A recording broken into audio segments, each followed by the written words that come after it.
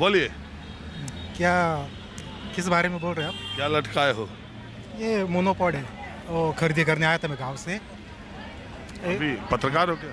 नहीं, मैं एक यूट्यूबर हूँ मैं। हाँ। और ऐसा वीडियोग्राफी करता हूँ।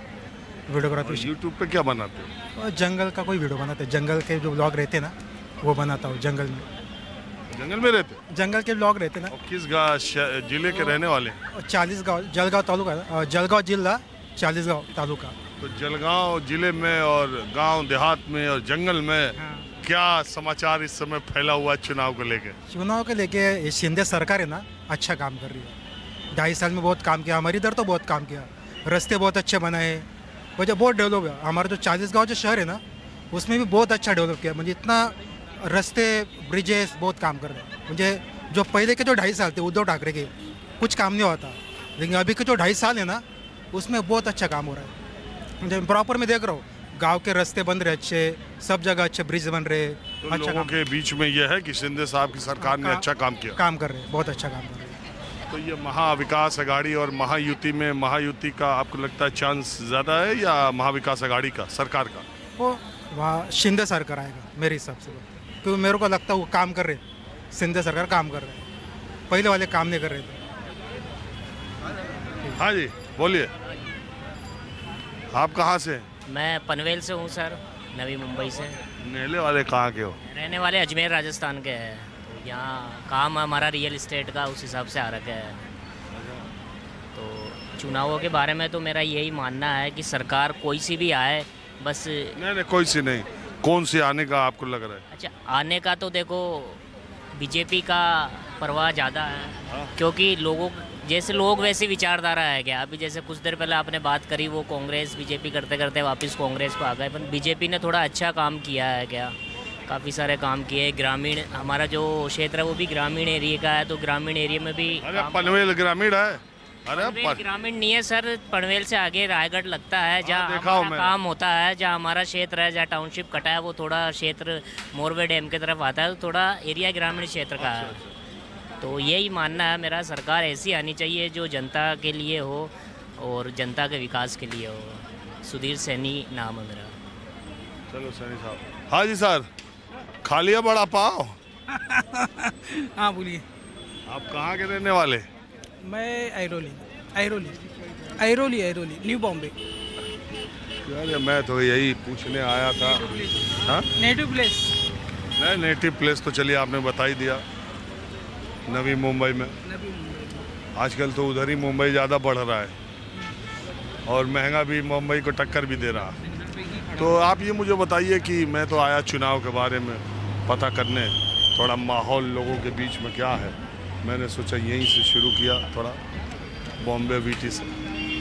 आपको क्या लगता है कि किसकी सरकार, अभी जो चुनाव 1 महीने में होगा? सबसे पहले तो लोग डरे हुए हरियाणा के रिजल्ट से। क्यों डरे? लोगों को लगता है कि हमने वोटिंग किसी को दिया और वोट किसको गया, वो बहुत सारा इशू है। अभी सबको ऐसा लग रहा है कि अगर हम कितने भी जाके किसी को भी वोट दें, बीजेपी की सरकार आएगी, ऐसा लगता है लोगों को। एक ग्राउंड लेवल की बात है।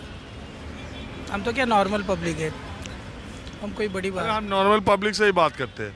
लेकिन एक बात बताओ, यहीं 4-5 महीने पहले जो लोकसभा का चुनाव हुआ, तब तो बीजेपी को या एनडीए को उतनी सीटें नहीं आई, तो लोग क्यों डर? हो सकता है हरियाणा के लोगों ने, आप एग्जिट पोल देख के या प्रोग्राम देख के। ऐसा नहीं है, जो लोकसभा का इलेक्शन जो हुआ था ना उस टाइम में नॉर्मली सत्ताधारी और विपक्ष दोनों में ये चीज़ थी कि उनको क्या ज़्यादा से ज़्यादा मिला। एक्चुअली उन्होंने तभी गलती कर दिया कि उस टाइम में, थोड़ा पीछे, उस टाइम में उन्होंने एक गलती कर दिया कि भाई एक्चुअल प्रॉब्लम जहाँ पे हुए तभी उन्होंने उठाना चाहिए था। अभी क्या हो गया, हरियाणा को सबको पता है हरियाणा में क्या हुआ है करके, इवन न्यूज़ में भी गया, एविडेंस दिया है, सारा चीज़ दिया हुआ है, फिर भी कुछ होने वाला नहीं है। आज ऐसा है कि आज भी अगर सपोज देखा जाए, कल इलेक्शन हो गया 22 तारीख को, ठीक है, 23 तारीख को रिज़ल्ट आ गया, तो सब लोग कोई हैरान नहीं होगा कि रिज़ल्ट बीजेपी के थ्रू आया, शिंदे के थ्रू आया। जनता वोट देगी तब रिजल्ट आएगा कि आप भी? जनता डरी हुई है, जनता को लगता है कि हम किसी को भी वोट दें उन्हीं की सरकार बनने वाली है। इसके ऊपर निवडणूक आयोग ने सीरियसली इसके ऊपर थोड़ा स्ट्रिक्ट रहना चाहिए, बट लगता नहीं है कि वो कुछ हो सकता है। निर्वाचन आयोग तो कह रहा है कि ये ऐसी शिकायत इसलिए हो गई कि एग्जिट पोल जो है वो हरियाणा में कांग्रेस को बता रहे थे, ज़्यादातर रिपोर्ट भी बता रहे थे। हमारे जैसे लोग जो वहाँ ज़मीन पे घूम रहे थे उनको भी लग रहा था, तो और नतीजे उलट आ गए, तो आप कहने लगे कि अरे अरे अरे अरे। एग्ज़िट पोल जो होता है वो तो एग्ज़िट पोल तो इंडिविजुअल चैनल के बेस पे होता है, वो कुछ गलत हो सकता है, गलत तो हो सकता है और सही भी हो सकता है। अच्छा छोड़िए एग्जिट पोल हरियाणा का रिजल्ट, आप मुझे ये बताइए, आपके देखने में ऐसा लगता है कि शिंदे सरकार ने ऐसा काम किया है जिससे वो सरकार में वापस आ सकती है? देखो, शिंदे सरकार ने कितना भी अच्छा काम किया है, मैं रियल फैक्ट बताता हूँ।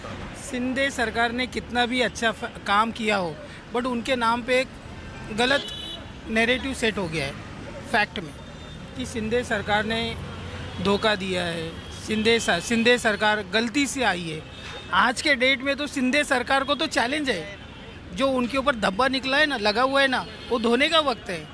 अगर वो धब्बा अगर शिंदे सरकार नीचे आ गई, अजीत पवार सरकार नीचे आ गई, बीजेपी तो अपना स्टैंड एकदम मजबूत रखेगी, बट ये दो चीज़ निकल गई तो कल जाके बीजेपी के ऊपर नाम होगा कि यार बीजेपी ने दोनों को ही निपटा दिया बाकी लोगों के जैसा।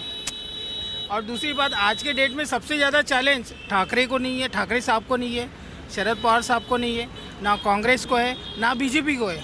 आज के तारीख में ये निवडणूक में वोटिंग में सबसे ज़्यादा चैलेंज अजीत पवार और शिंदे सरकार को है। उनका अस्तित्व इसके अंदर है।